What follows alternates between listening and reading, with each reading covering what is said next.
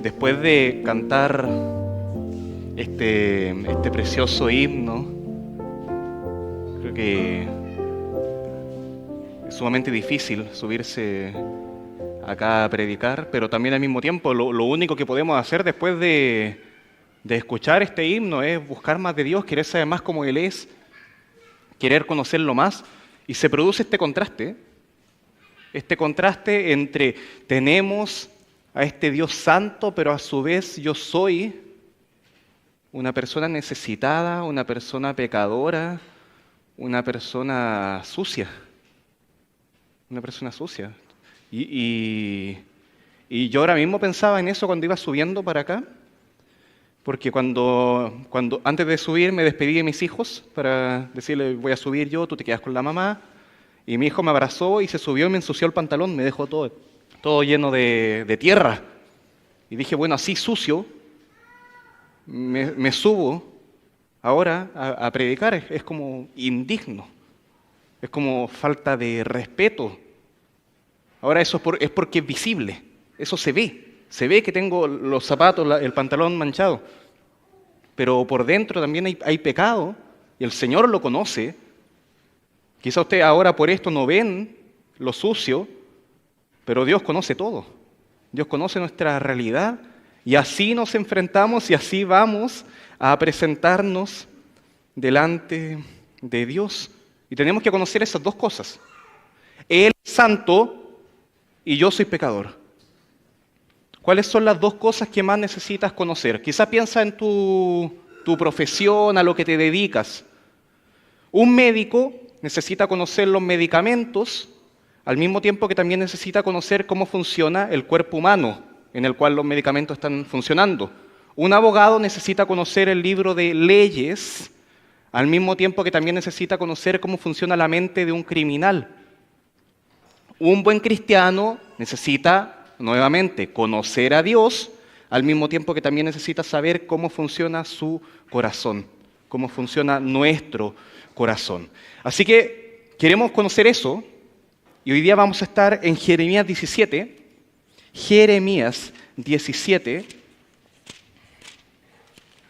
y vamos a ir leyendo de a poco, del 1 al 18. Así que vamos primeramente a dejar todo esto en oración, recordando que nos estamos presentando delante de este Dios santo, pero también que tenemos un corazón que necesitamos conocer. Amado Padre, gracias. Solamente agradecerte, Señor, darte a ti toda la gloria, el reconocimiento por esta oportunidad que tenemos hoy día de estar juntos, acá reunidos, de poder vernos, compartir quizás con alguno que no habíamos visto hace semanas, pero sobre todo en torno a ti, centrados en ti, Señor.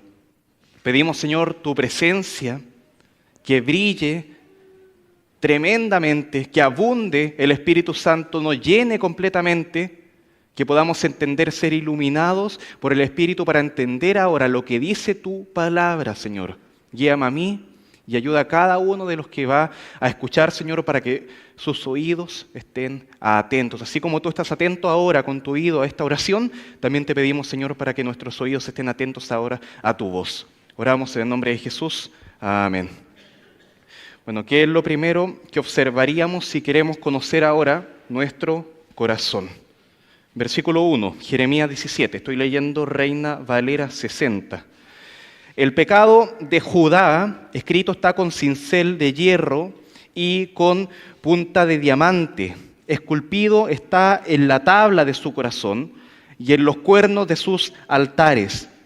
Mientras sus hijos se acuerdan de sus altares y de sus imágenes de acera, que están junto a los árboles frondosos y en los collados altos. Supongamos que está hablando de nosotros, ahí dice Judá, pero supongamos que está hablando de nosotros. ¿Qué significa que el pecado está esculpido en nuestros corazones? Que el pecado no solamente son acciones visibles, acciones externas, sino que el pecado viene desde lo más profundo, desde lo más adentro de nosotros, y eso pasa desde que Adán pecó. Pasando por los tiempos de Abraham, de José, de Moisés, de David, de Salomón, hasta el día de hoy. Y el problema del pecado todavía no se soluciona. Y el mundo necesita saber que hay pecado, que el pecado está incrustado en el corazón de la persona. Y el mundo necesita saber que Dios es justo y que Dios juzga el pecado. Así es, y es un juicio terrible con consecuencias eternas. Y el mundo necesita saber cómo solucionar esto. Y así se encontraba Jeremías acá. Dios lo estaba enviando a predicar. Y no es tan diferente de lo que hacemos nosotros. Dios nos está enviando a llevar su palabra, pero el contexto va cambiando un poco. ¿A quién le predica Jeremías? A las tribus del sur de Israel, a lo que conocemos como Judá. Y la vida espiritual de Judá evidenciaba idolatría, evidenciaba que se estaban alejando de Dios. Ahora, ¿qué pasaría si Jeremías les predica que se arrepientan de eso y ellos lo dejan de hacer? Pasaría que en el corazón de ellos seguirían deseando eso, seguirían deseando alejarse más y más de Dios. Como un niño, imaginemos un niño que ahora ya viene marzo, se nos acerca marzo, ¿sí? O un profesor quizá, algunos entran antes de marzo todavía, y efectivamente vuelve al colegio, pero no desea el colegio. Volvió al colegio, fantástico. Y estando en el colegio, quiere irse del colegio. Y desea estar en otra parte. ¿Ama el colegio? Evidentemente no. ¿Lo necesita? Sí. ¿Lo ama? No.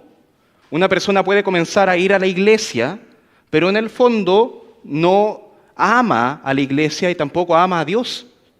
Puede dejar un vicio, pero en el fondo desea volver a consumir. Puede dejar el adulterio, pero en el fondo desea engañar a su esposa. Está bien dejar las prácticas y comenzar a congregarse, está bien. Pero decir que ya no hay pecado porque simplemente cambié las cosas que estoy haciendo es diferente. Al pueblo de Judá se le había advertido una y otra vez que dejaran de pecar. ¿Y qué pasaba? Lo dejaban. Y pasaba un tiempo y volvían a caer en lo mismo. Y puede que nosotros no seamos muy diferentes. ¿Qué pasa cuando abandonamos un pecado por un tiempo y nos alegramos por eso? Decimos, ya, lo dejé, abandoné ese pecado. Y pasan un par de meses y volvemos a caer en lo mismo. Puede que sea porque en el fondo seguimos deseando ese pecado. ¿Qué pasa cuando comenzamos un hábito muy bueno? En enero comenzaste a leer la Biblia. Ya vamos a llegar a marzo nuevamente y quizás ya ese hábito lo abandonaste. Porque en el fondo no era lo que deseábamos. Y noten que Jeremías le habla al pueblo de Dios. Le está hablando al pueblo de Dios. Pero aún así, con todo y con ser Israel, estaban alejados de Dios. ¿Por qué? Porque el pecado estaba grabado en sus corazones con cincel de hierro y con punta de diamante, que son materiales con los que se escribía en piedra. En piedra. Si escribes algo en piedra es porque no quieres que se borre, quieres que permanezca ahí. Como cuando uno era niño y veía cemento fresco y quería escribir algo ahí y iba a permanecer para siempre. Y quizás pasas por ahí, por esa parte y sigue ahí tu nombre escrito. Pero acá no está escrito ni en piedra, ni está escrito en cemento. Dice que está escrito en la tabla de su corazón. Versículo 1. ¿Qué es el corazón? El centro de la persona. ¿Qué pasa si nuestro corazón, hablando en sentido biológico, qué pasa si nuestro corazón funciona mal? Todo nuestro cuerpo va a comenzar a funcionar mal. Acá la idea es que tus pensamientos, tus deseos, tus decisiones se van a ver afectadas por eso. Nuevamente, Jeremías le está hablando a Israel, a Judá. Y ellos desde un comienzo, ellos sabían esto. Miren lo que dice cuando se comenzó el pueblo de Israel, cuando comenzó siquiera. Deuteronomio 6:6. Ahí si me ayudas con el versículo en Deuteronomio, capítulo 6, lo buscamos también. Versículo 6, es ultra conocido probablemente, pero busquémoslo de todas formas. Dice, después de decir, oye Israel, Jehová, uno es Jehová tu Dios, dice, y estas palabras que yo te mando hoy estarán sobre tu corazón. instrucción, lo sabían desde el comienzo. Y cuando ya el país estaba establecido, ya fundado, ya había pasado David, ya estaba Salomón, estaba todo listo, ¿qué pasaba nuevamente? Se les recordaba lo mismo, Proverbios 3:3. Acá ya estaba Israel funcionando bien. Y nuevamente lo mismo, nunca se aparten de ti la misericordia y la verdad. Átalas a tu cuello, escríbelas en la tabla de tu corazón. Esa era la instrucción. Pero con el tiempo, en lugar de escribir las palabras de Dios en su corazón, ellos comenzaron a esculpir el pecado en su corazón. Hoy, año 2025, es lo que diríamos, incorpóralo a tu ADN, hazlo parte de ti. Y eso es lo que llevaban al templo. Y Jeremías dice que el pecado estaba escrito también en los cuernos de sus altares. ¿Qué significa eso? Cuando los sacerdotes del antiguo Israel presentaban estos sacrificios, en el altar habían unos cuernos y ahí tenían que poner la sangre del animal. Era el símbolo de que el pecado estaba siendo expiado, perdonado. Y en el último lugar donde esperaría ver pecado, sería en el lugar donde se está pidiendo perdón por los pecados. Y ahí estaba esculpido el pecado de Israel. Y puede que ahora incluso nuestra confesión de pecado, cuando oramos pidiendo perdón a Dios por nuestros pecados, esté manchado con pecado. ¿Cuál es el último lugar donde esperarías ver pecado? ¿En la oración? Puedes pecar también orando. Si no, pregúntale a Jesús en el Sermón del Monte. En la alabanza, puedes pecar cuando estás cantando, sí. En las ofrendas, también podemos pecar en el momento de ofrendar. Nuevamente, pregúntale a Jesús en el Sermón del Monte. Recuerda que cuando te presentas delante del Señor, no solamente estás presentando tu oración, tu alabanza, tu ofrenda, sino que estás presentando tu persona, lo que tú eres. Todo eso, tu corazón delante de Dios. La pregunta es, ¿qué es lo que está escrito en tu corazón cuando te presentas delante de Dios? ¿Tus propios pensamientos, tus propios deseos o los pensamientos y deseos de Dios? Evaluemos eso, no es lo que crees y respondes ahora, estando acá, yo mismo, en la emoción de la predicación. No, evalúa tu semana, desde el lunes hasta que entraste acá. ¿Qué es lo que está escrito en tu corazón, lo que abundaba más? El juicio de Dios es conforme, y lo que pesa a Dios son los corazones. Y es conforme a eso también. No solamente conforme a lo que el hombre ha hecho, sino también conforme a lo que el hombre ha deseado. Y cada castigo mencionado acá desde el versículo 3, Jeremías 17, corresponde a un pecado específico. Mira, todos sobre las montañas y sobre el campo, eso siguiendo con la idea anterior, todos tus tesoros entregaré al pillaje, por el pecado de tus lugares altos, por el pecado. Lo haré por eso, hay una razón. Y perderás la heredad que yo te di y te haré servir a tus enemigos en tierra que no conociste. ¿Por qué? Porque fuego habéis encendido en mi furor, que para siempre arderá. Dios no castiga porque sí. Su juicio es consecuencia de nuestro pecado.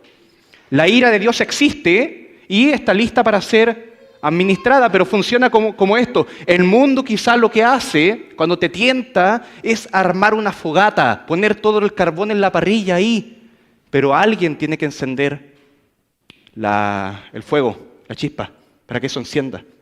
Y eso es nuestro pecado. Por eso no le echamos la culpa al mundo ni a Satanás por nuestro pecado. Se hizo la fogata, bien, pero los que encendimos el fuego fuimos nosotros con nuestro pecado.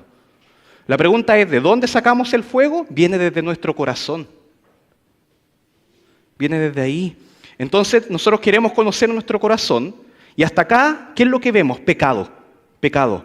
Lo que pensamos, lo que deseamos. Y ahora mira, versículo 5. En lo que confía nuestro corazón. Así ha dicho Jehová. Maldito el varón que confía en el hombre y pone carne por su brazo y su corazón se aparta de Jehová. Quizás si tú tienes la Biblia de las Américas o la Nueva Biblia de las Américas, se pueda entender mejor. Así dice el Señor, lo leo en la Biblia de las Américas. Maldito el hombre que en el hombre confía y hace de la carne su fortaleza. De ahí la idea de brazo. Hace la carne su fortaleza y del Señor se aparta su corazón. Primero notar que no dice que será maldito. Dice que ya es maldito. Y que el castigo para el que confía en el hombre es básicamente las mismas consecuencias del hecho de confiar en el hombre. ¿Qué es eso? ¿Qué es confiar en el hombre? Es poner mi confianza en mis capacidades, mis recursos, mis influencias, mis proyectos, mi poder. Y para Judá, el pueblo al que le está hablando Jeremías por si acaso, eso era lo peor que le había pasado. ¿Cuál era la situación de Judá? Había enemigos. Babilonia estaba llegando, los iba a invadir. Y había un ejército acampando contra ellos. Y ellos diciendo, no temeremos. ¿Por qué? Porque confiamos en nuestro poder, en nuestras capacidades. Y vamos a pelear. Y vamos a pelear. Maldito el varón que confía en el hombre. Dios les dice, entréguense. Yo voy a seguir con ustedes. Yo voy a seguir siendo su Dios. Arrepiéntanse y no vuelvan a apartarse de mí. Pero quieren seguir confiando en que se las saben, que se las pueden todas. Y nuevamente era un problema del corazón. Mi corazón piensa que Dios ya no es suficiente. El corazón desea ayuda de otras fuentes. ¿Dónde puedes hallar ayuda? El corazón confía más en las capacidades que yo tengo que en mi Dios. Así es el corazón humano. Queremos conocerlo, vemos eso. Consecuencia, versículo 6. Será como la retama en el desierto y no verá cuando viene el bien, sino que morará en los sequedales, en el desierto, en tierra despoblada y deshabitada. Quedémonos con eso de no verá cuando viene el bien. Hay situaciones en las que Dios está actuando con dureza. Con dureza. Y Dios incluso puede estar bendiciendo nuestra vida a través de eso. Y no nos damos cuenta. Y hay momentos en que después de años quizá decimos, en aquel entonces yo no lo entendía, pero era necesario que aquella tragedia incluso aconteciera. Y hay personas que yo admiro, que son capaces de darse cuenta de eso rapidísimo. En el momento mismo quizá de la prueba, dicen, Dios está usando esto que está aconteciendo ahora en mi vida para bien. Tremendo, tremendo. A otros les cuesta más, un par de días, semanas, meses, años. Otros nunca lo reconocen. No son capaces de ver el bien venir, que hay una bendición de Dios en eso, aunque esté enfrente de sus narices. Ahora mira esto. Bendito el varón que confía en Jehová. Versículo 7. Y cuya confianza es Jehová. Porque será como el árbol plantado, me recuerda Salmo 1, el árbol plantado junto a las aguas, que junto a la corriente echará sus raíces y no verá. Nuevamente, y no verá cuando viene el calor, sino que su hoja estará verde y en el año de sequía no se fatigará, ni dejará de dar fruto. Nuevamente, no es será bendito, ya es bendito. Eso es lo que está diciendo el texto. Se entrega ya a los planes de Dios. Sabe que lo que Dios está haciendo es mejor que lo que Él podría hacer. Señor, a mí me gustaría tener más dinero, me gustaría tener mejor salud, me gustaría tener una mejor familia, pero esto que tú me has dado, sé que es infinitamente mejor que lo que yo podría lograr y que lo que yo merezco.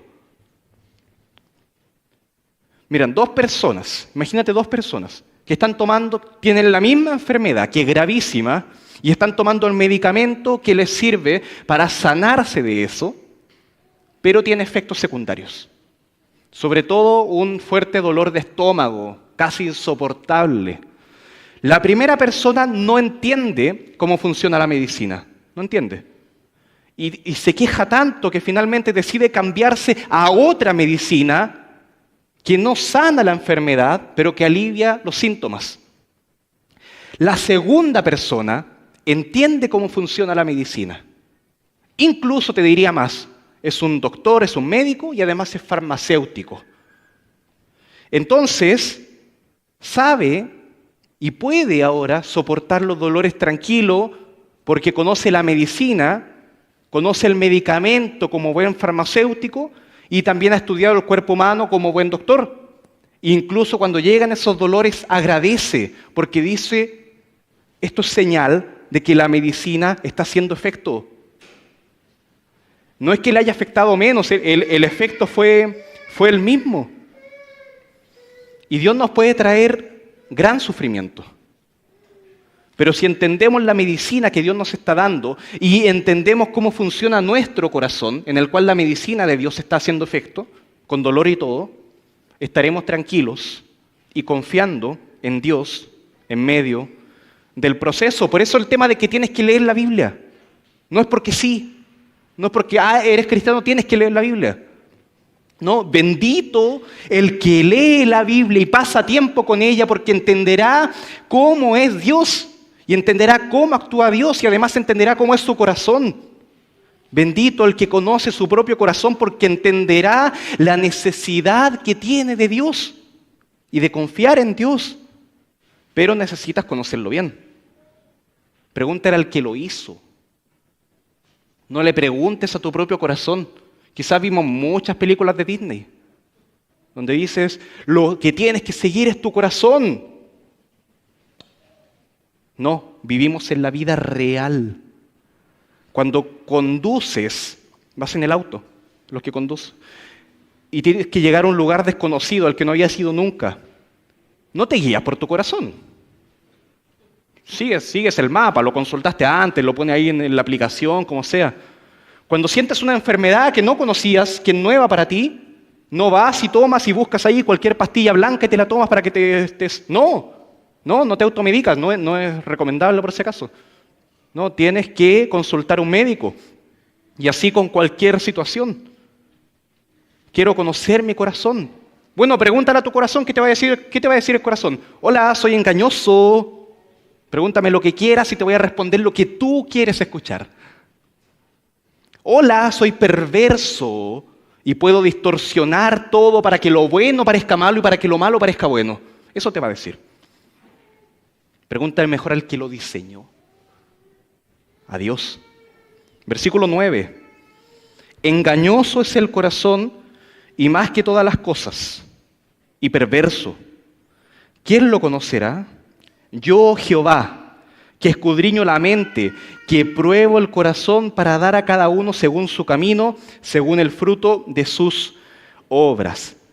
Así que vemos que si queremos conocer bien nuestro corazón, partiremos viendo pecado en lo que pensamos, en lo que deseamos, en lo que confiamos también. Y ahora vemos pecado en cómo juzgamos. ¿Cómo juzgamos? Miren, ¿cuáles son nuestras preferencias? Y lo que pasa acá es que el corazón tiene un problema más bien como de descalibración. Un corazón descalibrado, que no diferencia bien si un elefante pesa más que un ratón, que no diferencia bien si un billete de 1,000 pesos vale más que uno de 20, que le cuesta diferenciar si eso que está acá es posesión mía o es del otro. Versículo 11. Como la perdiz que cubre lo que no puso, es el que injustamente amontona riquezas en la mitad de sus días. Las dejará y en su postrimería, como en su final, será insensato. La perdiz que se menciona acá es un ave que cae en el error de incubar huevos que no son de ella. Y cuando esos polluelos nacen, no la reconocen como mamá y se queda sola. Se equivocaba, decía Joan Manuel Serrat. Creyó que el mar era el cielo, que la noche era mañana. Se equivocaba. Así es y así discierne nuestro corazón. Creyó que las posesiones eran de él, creyó que el propósito de la vida era tener más riquezas, hasta el punto tal de ser capaz de pasar a llevar a otro para tenerlas. y creyó que esas riquezas serían para siempre, que nunca lo iban a abandonar. ¿Fieles son las riquezas? No. Te dejan. Y el problema no es tener riquezas, sino que está bien. Si el Señor te bendice, gloria a Dios por eso, bien. El problema es amontonarlas de manera injusta. La avaricia, el deseo incontrolado de tener más, la envidia hacia el otro, la amargura por tener menos, el poner las posesiones por encima de Dios y preguntarse ¿por qué Dios no me da más? Porque Dios da lo que es justo. Por eso cuando riegas una plantita en un macetero, no la ahogas con agua, le das lo que necesita simplemente. Le das simplemente el agua porque el exceso la puede matar. El problema es que nuestro corazón cree que es como una planta que puede ser regada con 20 litros de agua. Y que necesita eso, cree que es capaz de administrar más y más riqueza. Cree que sabe cómo ejercer autoridad, cree que se las sabe todas. Cree que es mejor que el resto. Pero Dios no da riquezas, no da autoridad solamente basándose Él en nuestras capacidades. Si el único requisito para que tú puedas tener riqueza, por ejemplo, fuera que tienes la capacidad para administrar, estudiaste economía, estudiaste contabilidad, lo que sea, no es así. Hay un abanico de factores que yo no podría explicar que determinan por qué Dios da algo y por qué Dios quita algo. Por eso no te puedo asegurar que ahora después en el momento de la ofrenda, si ofrendas más, Dios te va a retribuir más. Porque no es el único factor. Porque estaríamos limitando la providencia de Dios a una sola condición. No podemos decir que si sirves más, Dios te recompensará mejor, te va a bendecir más, te va a dar mejor salud. No puedo decir eso porque no es el único factor. Estaría reduciendo la mente de Dios. Que lo que tienes quizás es proporcional a lo que oras. Si oras más, Dios te va a bendecir más. Nuevamente, no es el único factor. Dios es más que eso. Y puede que sepas mucho, que ofrendes mucho, que hagas todo, que sirvas, ores todo, y aún así no tienes ninguna riqueza. Y Dios te podría decir, bástate mi gracia. Yo no entiendo por qué ocurre esto y por qué ocurre esto otro. Yo lo único que puedo hacer es confiar en Dios y que lo que Dios está haciendo es bueno. Dios es bueno. Pero a mi corazón, y acá está el problema, a mi corazón esa idea no le convence. No la compra. Necesita ser enseñado. Necesito yo enseñar a mi corazón a entender que Dios es bueno y que lo que Dios da es suficiente y es bueno, aprender a contentarse. Ahí está el contentamiento, lo que hemos estado viendo todas estas semanas. Entender mi corazón y entender el corazón de Dios. Y lo que Dios da es conforme a mi corazón y conforme a su voluntad. Entender cómo es mi corazón y entender cómo es el de Dios. Y en base a eso digo que yo no merezco nada. Y que todo lo que tengo es más de lo que merezco. Y no darse cuenta de eso, es insensato. Literalmente es tonto. Ahora, ¿por qué tan ofensivo? Y acá es cuando el pastor Nicolás Tranchini, que escuchamos en los devocionales en la semana, te diría, ¿acaso no lo ves? Estás abandonando esto. Mira, ¿acaso no ves lo que dice el versículo 12? Trono de gloria, excelso desde el principio, es el lugar de nuestro santuario. Oh Jehová, esperanza de Israel. Eso es. Todos los que te dejan serán avergonzados, y los que se apartan de mí serán escritos en el polvo, porque dejaron a Jehová manantial de aguas vivas. ¿Qué es más valioso? ¿Todas las riquezas del mundo o el sol? Claro, con el sol yo no me compro un iPhone 16. Por eso, lo que pasa ahí es que nosotros vemos y entendemos las riquezas a nivel de esta tierra, a nivel de las cosas de acá, con los parámetros de acá. Si lo viéramos a nivel cósmico de todo el universo, obviamente, infinitamente lo que vale más es el sol. Si Dios le pusiera precio al sol ahora, imagínate, Dios le pone precio al sol. Esto es lo que vale. Y si pagas esto, vas a tener todos los derechos de autor sobre el sol y tú vas a poder decir que tú eres el creador del sol. Ese precio sería infinitamente más grande que todas las riquezas del mundo. ¿Y cuál es el precio ahora de aquel que puede crear el sol? Y ahí ya no hablamos de riqueza. Cambia el término. Ya no hablamos de dinero, no hablamos de nada de cosas materiales. Hablamos de gloria. Es el valor de Dios. Rompe los parámetros de la riqueza. Si a todo aquel que abandona a Dios se le presentara este ejercicio matemático de qué es más valioso y dijera que es más valioso el iPhone 16, sería avergonzado. ¿Por qué abandonaste a Dios por eso? ¿Por qué abandonaste a Dios por las cosas, por los placeres de este mundo? ¿Por qué lo cambio tan fácil? ¿Por cualquier lesera de este mundo? Porque mi corazón... Miren, y ahora voy a comenzar a hablar de mi persona, no mi corazón, porque el corazón lo que hace es definir cómo es mi persona en funcionamiento. Porque mi persona está descalibrada.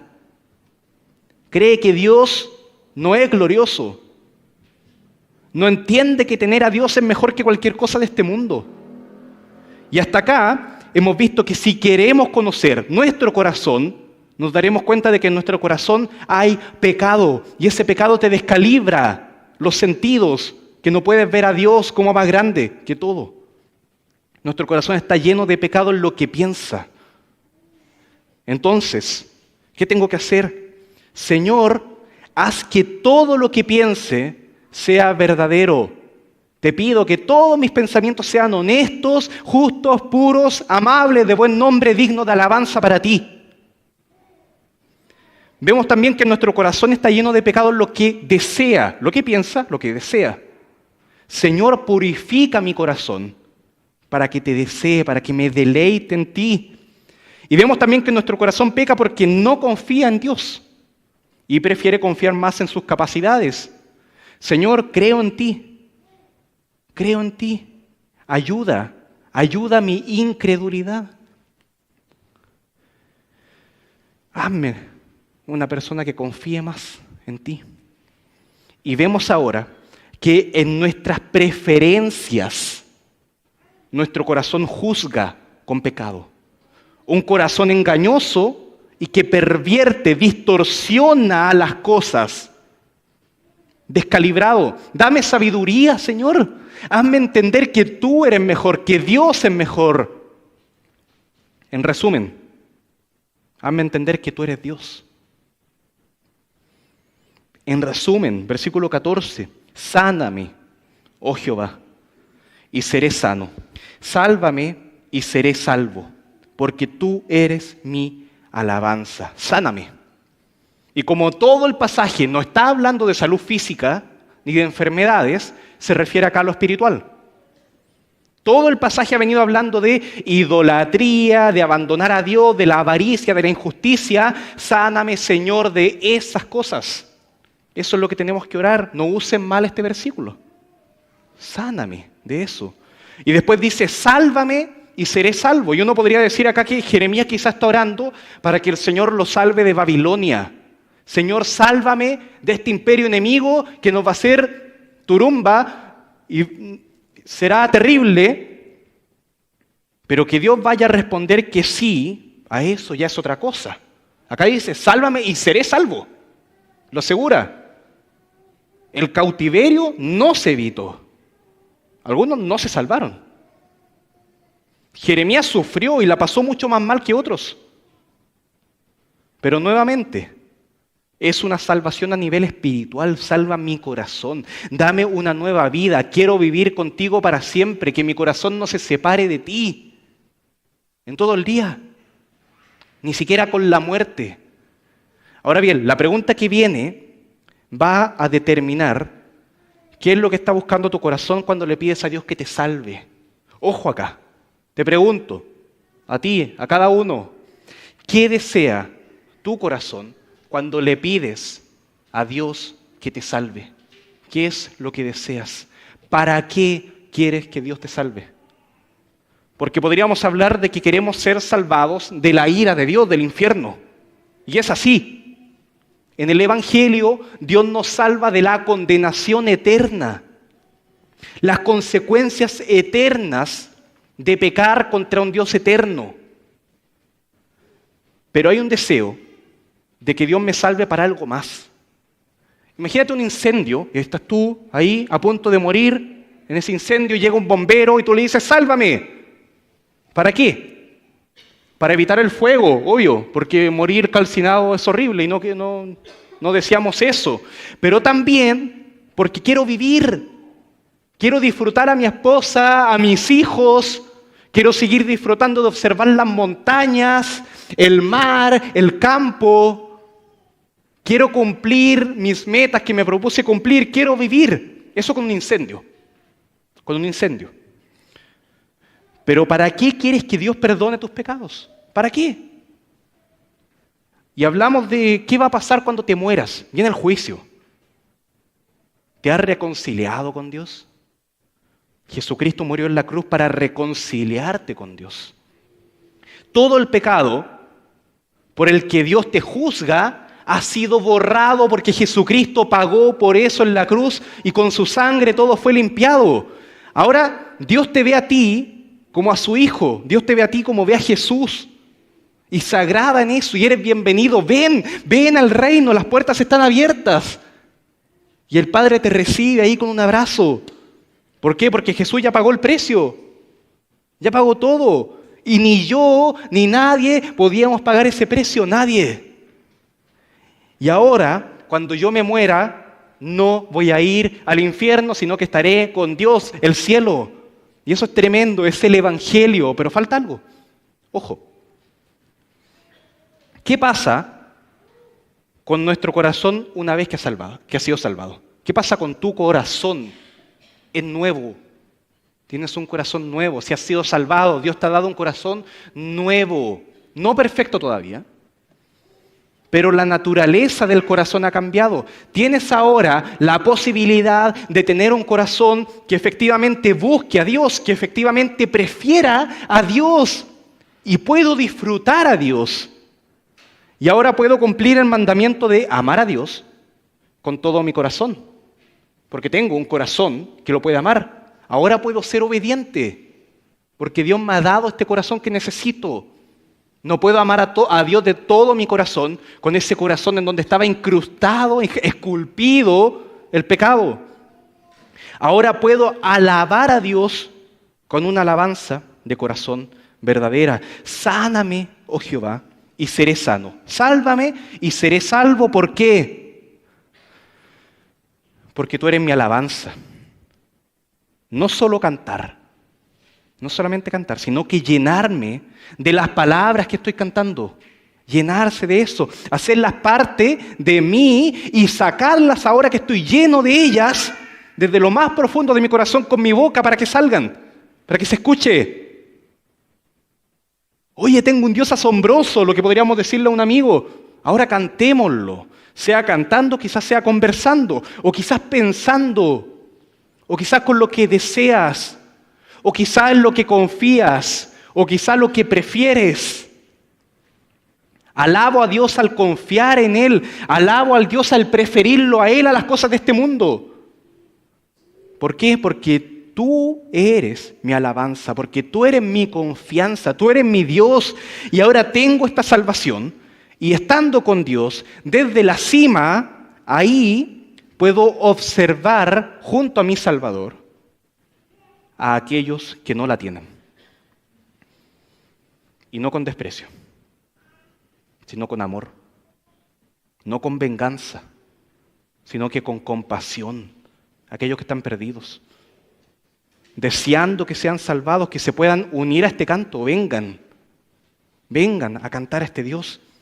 Y puedo desear ahora que sean salvados, que sean salvos. No porque el predicador me dijo que tenía que desear que fueran salvados. Deseo que sean salvos porque en el fondo de mi corazón deseo eso, simplemente para que puedan disfrutar de Dios también. Mira, versículo 15. He aquí que ellos me dicen, ¿dónde está la palabra de Jehová? Que se cumpla ahora. Ah, tú dices que Dios va a juzgar. Ah, bueno, que lo haga. Nota que inocentes no son. Nota que hasta incitan el juicio de Dios. Versículo 16.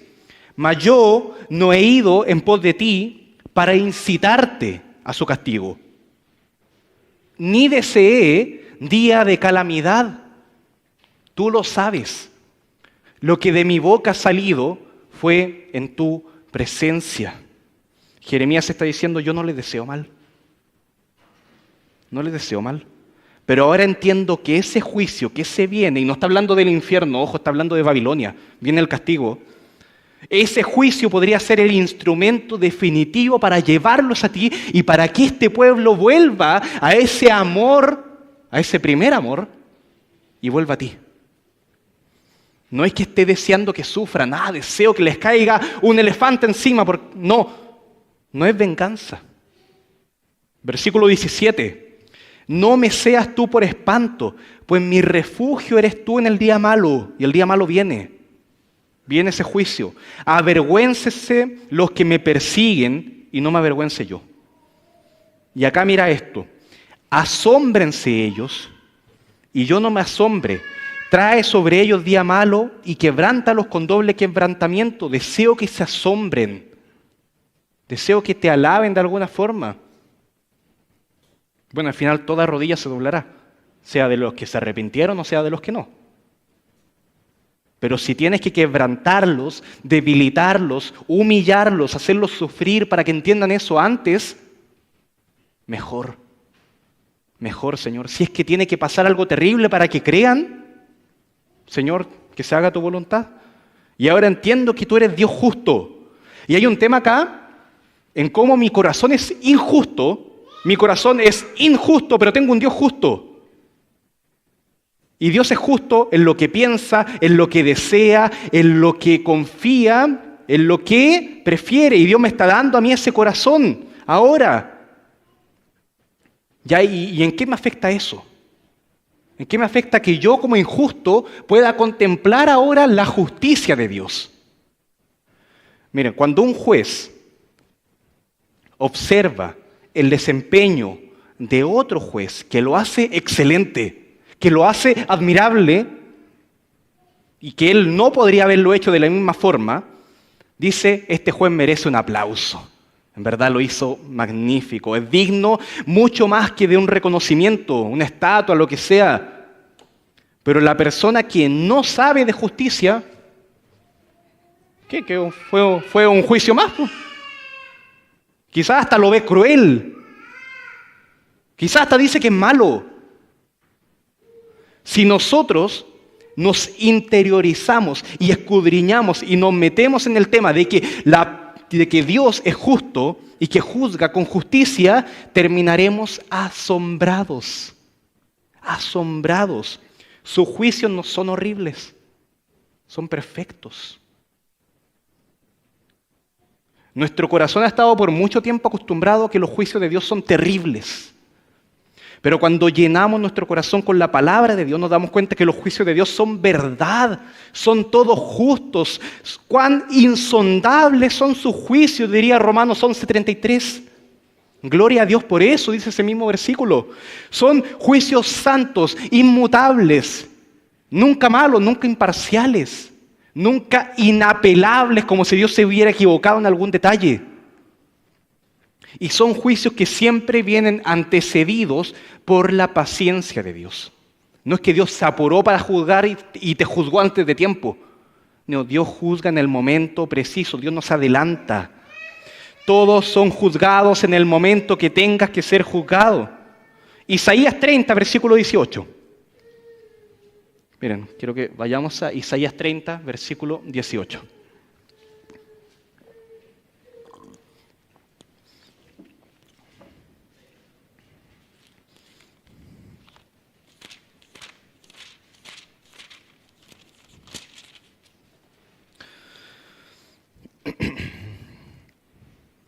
Por tanto, Jehová esperará para tener piedad de vosotros, y por tanto será exaltado, teniendo de vosotros misericordia ahora. No porque te juzgó, sino porque fuiste perdonado. Dios va a ser adorado cuando juzgue a los pecadores que no se arrepintieron. Dios va a ser exaltado cuando dé misericordia a aquellos que sean salvados. Misericordia, por tanto será exaltado teniendo de vosotros misericordia, porque Jehová es Dios justo. Bienaventurados todos los que confían en Él. Prácticamente este versículo está resumiendo todo lo que hemos visto hoy día. Conclusión: entender nuestro corazón injusto nos llevará a alabar a Dios por su justicia. Porque Dios es justo. ¡Ay, qué miedo! Ahora decimos, porque Dios es justo, gloria a Dios por eso. ¿Y cómo puede Dios perdonar todos nuestros pecados más profundos y seguir siendo justo? ¿No debería acaso Dios, viendo cómo es mi corazón horrible, pecador, perverso, pisotearme ahora como quien pisa una cucaracha y hacer así después con el zapato? ¿No debería acaso Dios estar en su derecho de hacer eso, viendo cómo es nuestro corazón? ¿Cómo puede Dios perdonarnos? Porque Jesucristo pagó el precio de todos nuestros pecados, incluyendo los más profundos. Incluyendo los más profundos. Jesús paga por nuestros deseos desordenados. Jesús paga por nuestra falta de confianza. Jesús paga el precio para darnos un corazón nuevo. ¿Lo merecíamos? No. ¿Por qué lo hace? Porque envió a Jesucristo. Ya, pero ¿por qué envió a Jesucristo? Porque nos ama. Porque nos ama. Porque esa es la esencia de Dios. Y en todo Dios hay amor. Y finalmente, si Dios nos perdona es básicamente porque Dios nos ama. Y si Dios nos salva es porque Dios demostró su amor. Y si Dios consuma esa salvación cuando Jesucristo muere en la cruz, es porque Dios nos ama simplemente, no porque lo merecemos, ni por nuestros méritos, ni porque tu oración pidiendo perdón fue muy apasionada. No, es porque Dios nos ama simplemente. Esa es la única razón de todo. ¿Por qué Dios no nos destruye ahora? Porque nos tiene paciencia. ¿Por qué nos tiene paciencia? Porque nos ama. Eso es lo que Dios está haciendo. Y eso es lo que Dios nos llama a exaltar. Dios es justo y Dios juzga con justicia. Pero nos ama. Y en Jesucristo su justicia se manifiesta. En que el justo muere por los injustos. Y ahora oremos por eso. Oremos para que nuestro corazón se deleite en esa justicia. Amado Padre,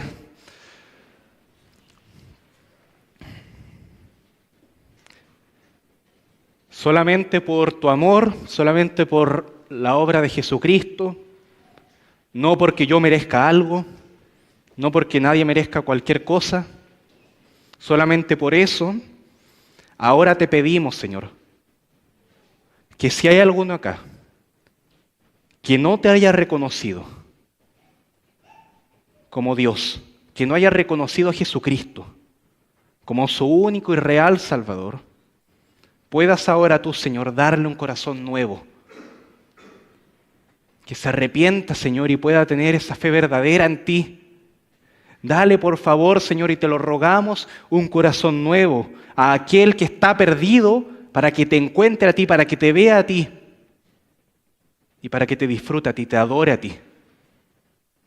Y a nosotros, Señor, aquellos que ya hemos conocido a Jesucristo, nuestro Salvador, transforma, limpia y lava una vez y otra vez nuestro corazón, más y más,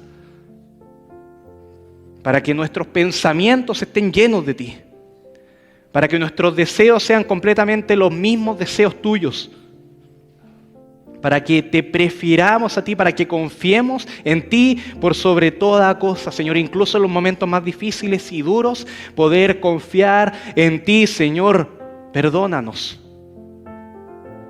Perdóname, Señor, por toda mi falta de confianza, por preferir al mundo en vez de ti en muchas ocasiones. Pero restáurame, sáname de todo eso.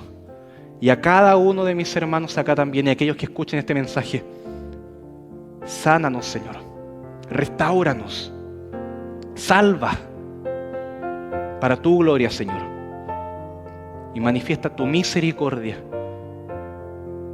Y si en tu voluntad también está manifestar justicia, Señor, tú sigues siendo digno de toda adoración por eso.